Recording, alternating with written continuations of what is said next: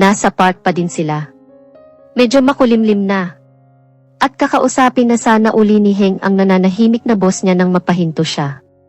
Napansin niya kasing may pinapanood ito sa kabilang banda. At ngumiti pa. Dahan-dahan lang, Dada. Maabutan mo na ako, wahaha. Dada ahaa. Sigaw ng isang bata nang maabutan nga siya. Paikot-ikot kasi sila na naghahabulan ng dada niya sa paligid ng malaking puno sa gitna. Ngayong naabutan na kita na saan na yung maraming kiss ni Dada. Nasaan na yung kiss ko, baby Aya? Si Aya nga. Ang dalawang naghahabulan na pinapanood ni Catherine ay walang iba, kundi si Carlos at ang anak niya. Sa walang pagdadalawang isip ay agad ngang hinalikan ni Aya ang dada niya. Hindi lang isa o dalawa kung hindi marami pa. Pinuno ng halik ang buo nitong mukha. Ang cute nila. Tanging lumabas sa bibig ni Heng. Habang nakatingin sa eksena. Ngunit hindi man lang kumibo si Kath. At patuloy na pinapanood ang dalawa. Na para bang nag-enjoy siya. Doon naman tayo, Dada. Turo ni Aya sa dalawang duyan sa kaliwa. Kung ganon, tara na. Di maiwasan ng bata ang matawa. Nang kargahin siya at itinakbo ng ama papunta sa duyan na tinuro niya. Pinasakay sabay sabing, kumapit ka. Go, Dada. Lalarga na. At idinuyan na nga. Sa masayang bonding ng mag-ama, ay di nila namalaya na may napasaya na din pala sila. Ang kaninang nanonood lang sa kanila. Si Catherine. Ngayon lang uli kita nakitang ngumiti ng ganyan ah. At di ko akalain na yung dalawang yun lang pala ang magpapangiti sa iyo. Wait! Kath, wag mong sabihin. Gusto mo na ding magkaroon ng anak.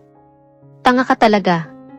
Sa pangatlong pagkakataon ay nabatukan na naman ang kawawang sekretary niya. Ouchie, sumusobra ka na ha.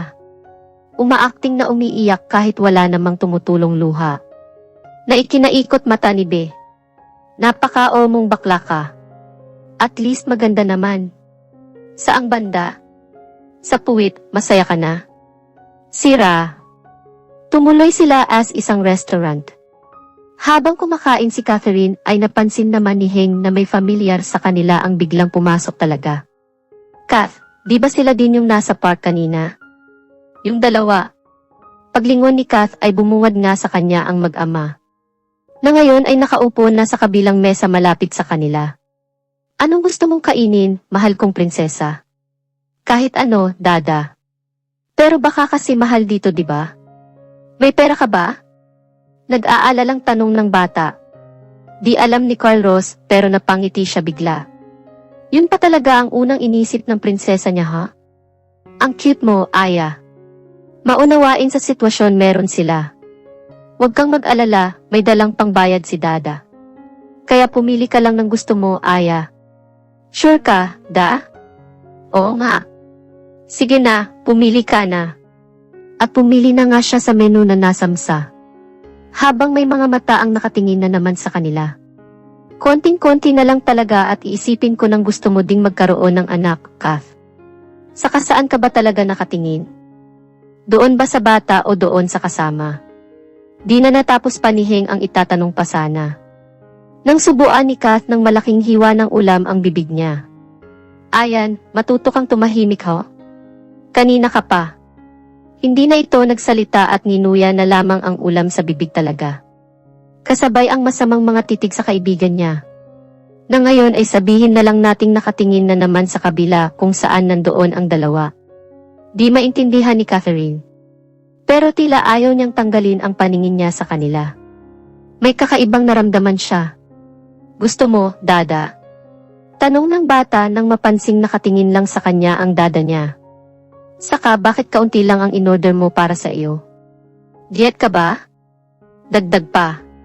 Sa halip na sumagot ay pinunasan na lamang ni Carlos ng tissue ang dumi sa gilid ng bibig ng anak niya. Akala ko ba big girl ka na? Bakit ang dungis mo pa din kumain, baby Aya? Yun ay dahil nandito ka, Dada. Alam kong pupunasan mo ko at ginawa mo na nga. Magsasalita pa sana siya nang subuan siya ni Aya. Masarap ba, Dada? Natouch pa yata sa eksena si Kath sa kabilang mesa. Di maiwasan ang mapagigil sa napanood niya. Ang cute-cute ng dalawa. Nang biglang may naalala siya. Flashback. Kath, halika na. Nandun na sila lahat sa mesa. Hila ni Sam sa kanya papunta sa mahabang mesa. Kung saan nandoon ang pamilya nila. Ikaw unang umupo dahil ladies first, di ba? Kumindat ang kaibigan na ikinapula niya. Kasabay ang mahinang tawanan ng mga magulang. Nila nang makita ang eksena. Yung cham-cham namin pumuporma na pala. Biro ni Amar Chang Kim Ha na ikinatawa uli ng lahat sa paligid nila. Matapos makaupo ay napangiti na lamang siya nang lagyan ni Sam ng gulay ang plato niya. Kainin mo lahat yan ha? Para naman maging malusog ka. You know, pakakasalan pa kita. Bulong na ikinapula na naman ng magkabilang pisngi niya. Hoy Sam, anong binulong mo kay Bunso ha? Bakit biglang naging kamatis ang buong mukha niya? Panunukso ni Richard dahilan upang tapunan niya ng masamang mga tingin talaga. Kuya! Kath, hayaan mo na. Pagpapakalma ni Sam sa kanya.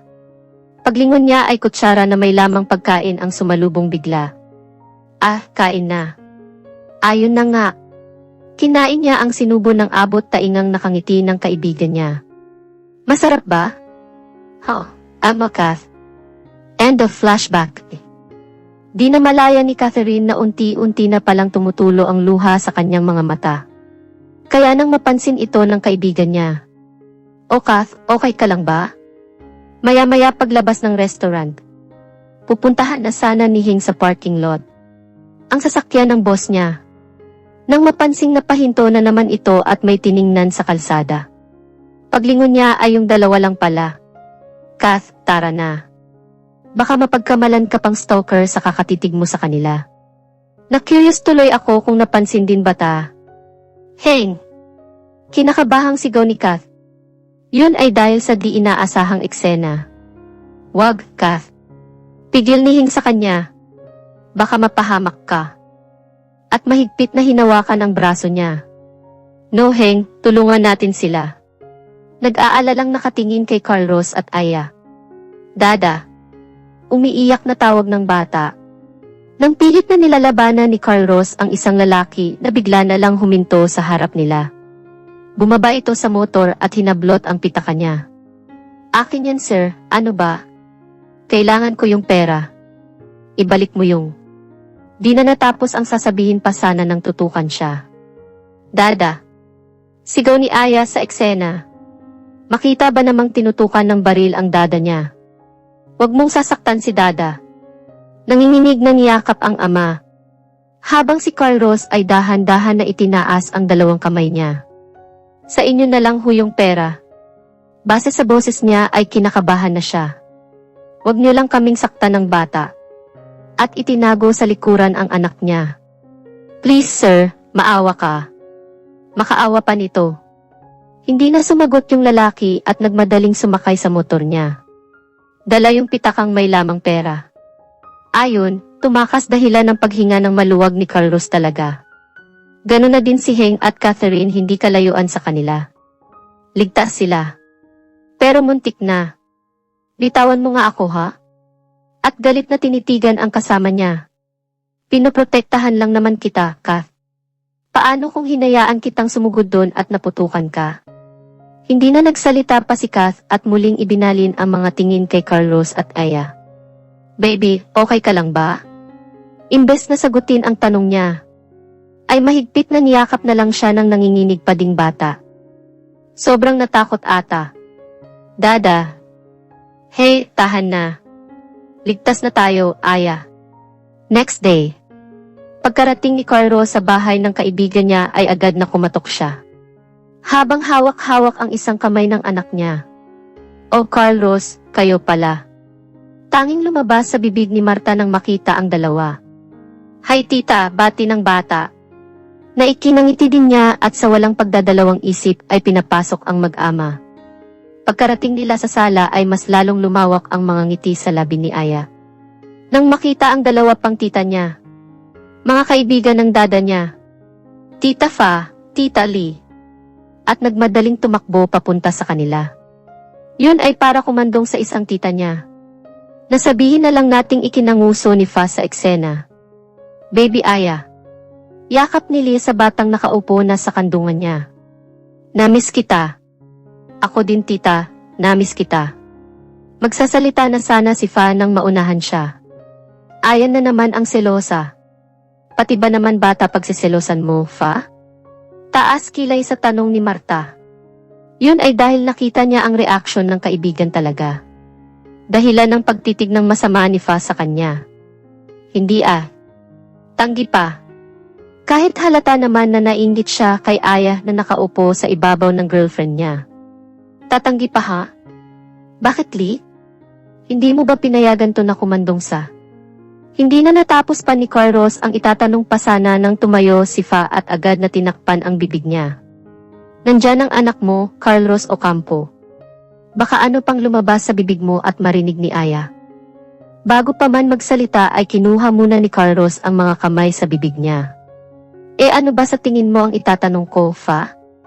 Alam mo ikaw ang dirty-minded mo talaga. O baka. Dahan-dahan ay lumapit sa tainga ng kaibigan niya. Baka totoo ngang hindi ka pinagbigyan kaya umaga palang ganyan ka na? Shut up, Ocampo.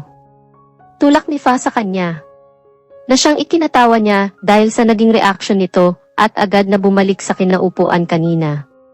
Habang si Lia at Aya ay naguguluhang nakatingin lang sa kanila.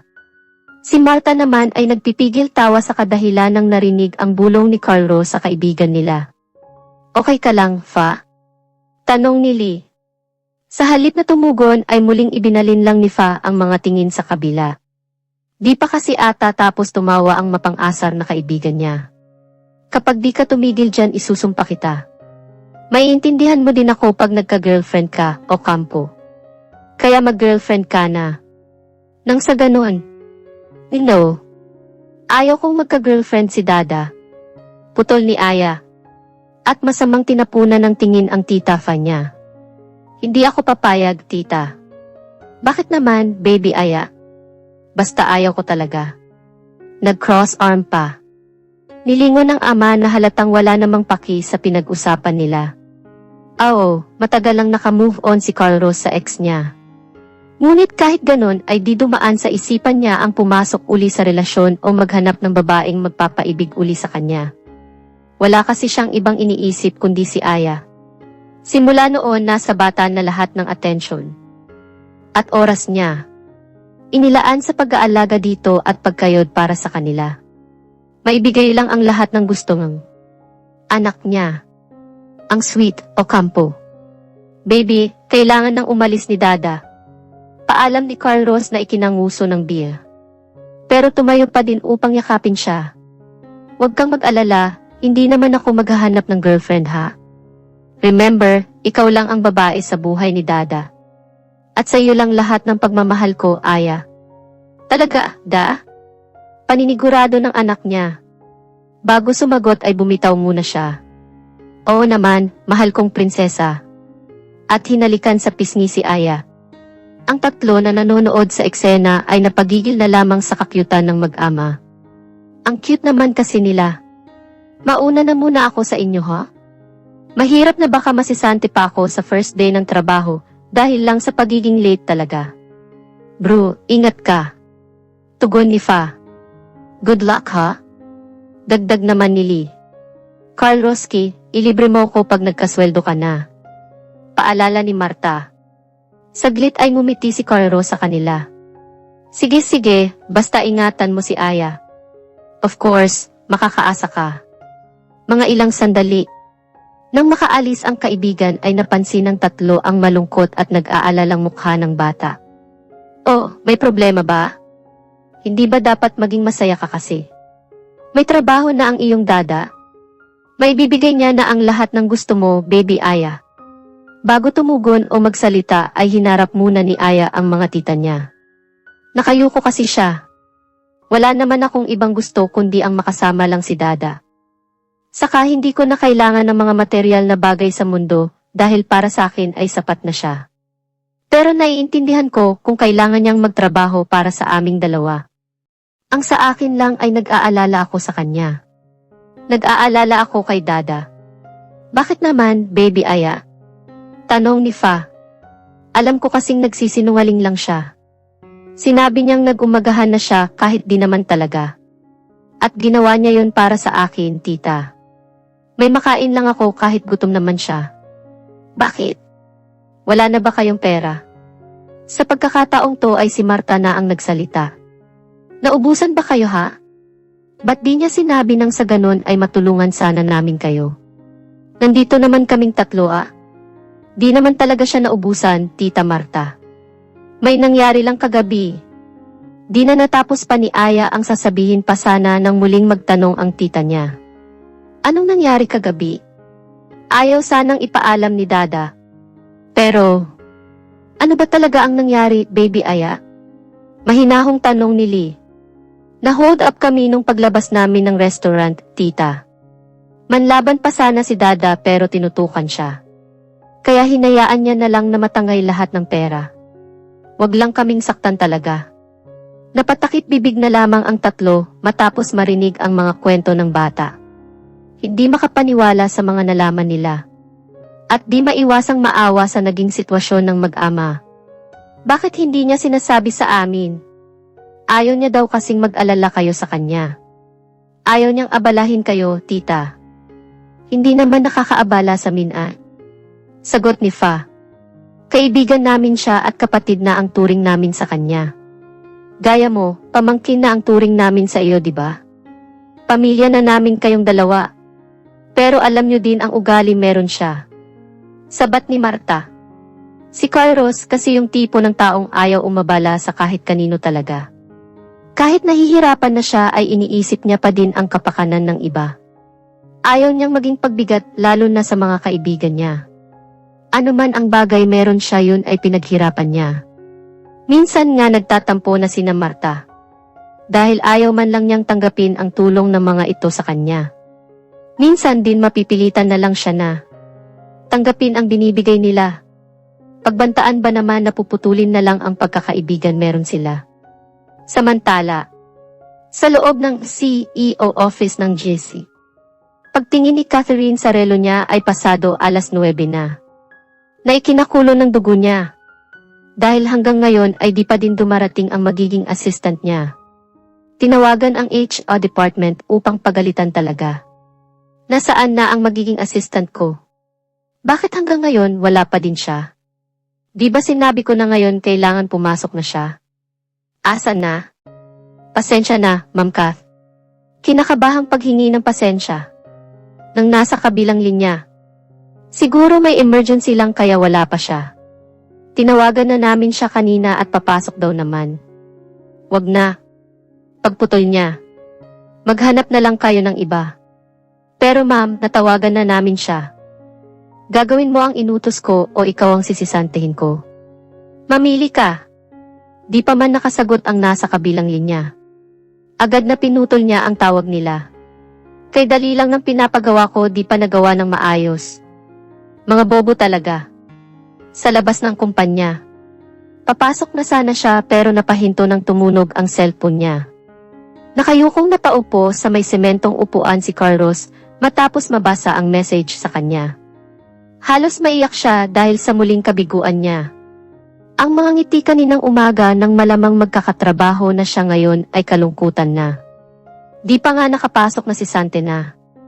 Siya sana yung napiling maging assistant ng CEO ng AGC. Pero sa kasamaang palad ay minalas pa. Sa kadahilan ng na-late siya. Nasiraan ba naman yung taxi na sinakayan niya? Kaya ito bigo siyang nakaupo sa labas ng kumpanya. Habang pilit nang umingiti kahit naluluha na. Para kay Aya, lumaban ka. Pagpapalakas niya sa sarili niya. Kaya to, marami pa namang pwedeng pasukan na trabaho, di ba? Agad ay tumayo siya. Bago umalis ay tumingala muna. Tiningnan ang malaking building sa harapan niya, kasabay ang panghihinayang sa magiging trabaho sana. Malas lang at nawala pa. Hey, teka lang muna. Tawag ng isang lalaki nang tumalikod siya. Miss, mamaya na. Sa pag-aakala ni Carlos na hindi siya ay nagpatuloy siya sa paglalakad niya. Sandali lang. At hinawakan ang balikat na ikinabigla niya. Napahinto at dahan-dahan na humarap sa lalaking napangiti na. Ikaw nga. Bitaw ng salita pa. Sino ka? Anong kailangan mo ha? Sa loob ng office. Good morning, Ma'am Kath. Pasensya na kung na-late eh. Di na natapos pa ni Carlos ang sasabihin pa sana. Nang maunahan ng CEO sa harapan niya. Na ngayon ay sabihin na lang nating nakafocus lang sa ginagawa. Hindi ba't inutos ko na palitan ka? Bakit nandito ka pa? Hindi man lang lumingon at patuloy lang sa pagtitipa sa laptop niya. Lumabas ka na nga. Malamig na bitaw ng salita pa. Dahilan upang mapalunok laway si Carlos sa eksena. Kasi, get out. Muling putol ni Catherine. Na siyang ikinaatras niya na. Sumigaw ba naman ang CEO na halatang wala sa mood talaga? At lalabas na sana si Carlos upang sundin ang sinabi. Ngunit biglang humarang ang sekretary na kanina pa nakatayo sa may pintuan ng opisina.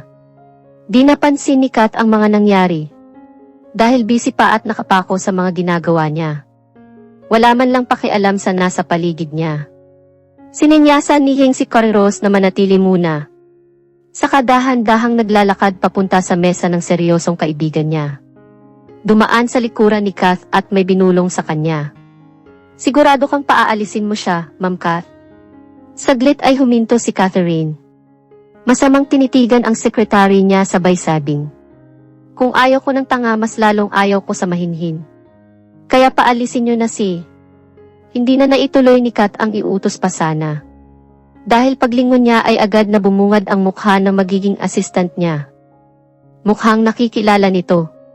Kaya ang masamang mood niya kanina ay napalitan ng reaksyong di makapaniwala.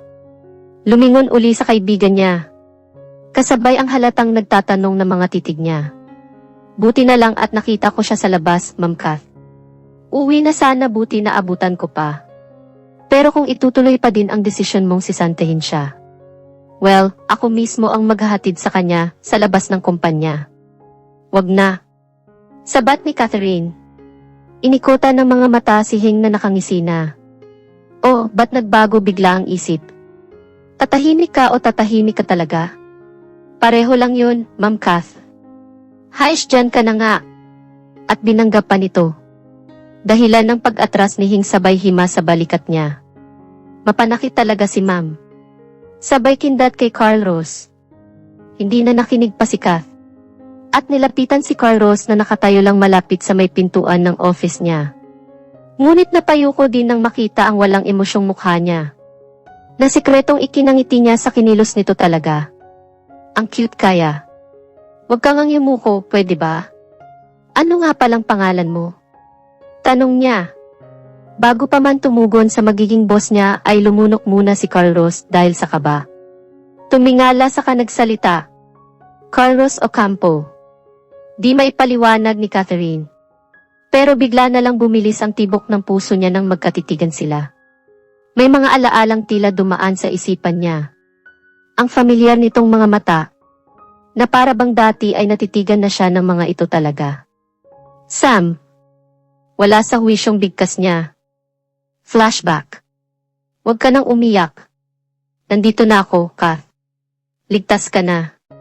Yakap ni Sam sa kanya at hinimas-himas ang likuran niya. Yun ay upang pakalmahin siya. Halos manginig ba naman sa kakaiyak niya. May mga umaway kasi sa kanya at itinulak siya. Buti na lang dumating si Sam kaya naitaboy sila. Tahan na. Mahinahong bulong sa kanya. Ngunit hindi na siya nagsalita pa at ninamnam na lamang ang mainit na yakap ng kaibigan niya. Mga ilang minuto ay bumitaw ito para harapin at kausapin siya. Okay ka na ba? Sabay puna sa mga luha niya. Habang nandito ako ay di kita pababayaan, my Kath. Matamis na bitaw ng salita pa. Aalagaan kita. Dagdag na ikinapula ng magkabilang pisngi niya. At nang magkatitigan sila. Doon unang naramdaman ni Catherine ang biglang pagbilis ng tibok ng puso niya. na para bang gusto nang sumabog nito sa bilis talaga. Ang magandang mga mata kasi ng kaibigan niya ay tila nang aakit ba. Na halos hindi niya magawang umiwas dito sa kadahilan ng nahipnotismo siya. Kath? Hey, Catherine. End of flashback.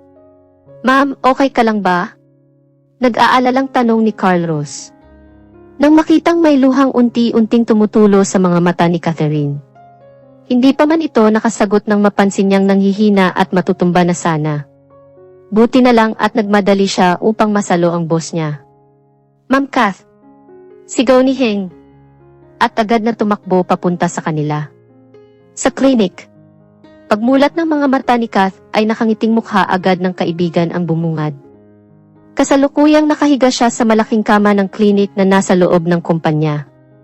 Gising ka na pala. Sa halip na tumugon o magsalita ay napakunot noo lamang siya. Kung wala kang maalala, gusto ko lang ipaalam sa'yo na nawalan ka ng malay kanina. Buti na lang nandun ang assistant mo at sinalo ka. Kung hindi baka nabagok na yung ulo mo talaga. Saglit ay nilibot ni Catherine ang paningin sa paligid niya.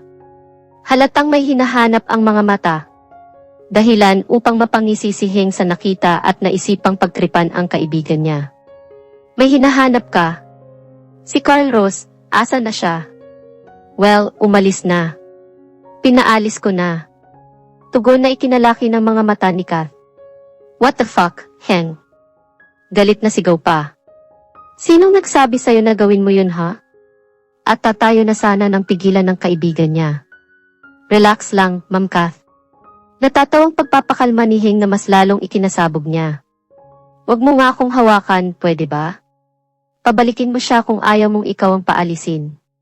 Di na natapos pa ang sasabihin pa sana nang bumukas ang pintuan ng klinik kung nasaan sila. Iniluwa si Carl Ross na may dala-dalang milk tea at prutas para sa kanya. Na-prank ba? Bago pa mabatukan uli ng boss niya ay tumakbo na palabas si Heng upang iligtas ang sarili niya. Heng, bumalik ka. May kailangan pa pala akong gawin, Ma'am Kath. Carl Ross, ikaw na munang bahala sa kanya. At naglaho na nga. Takot ng mabatukan.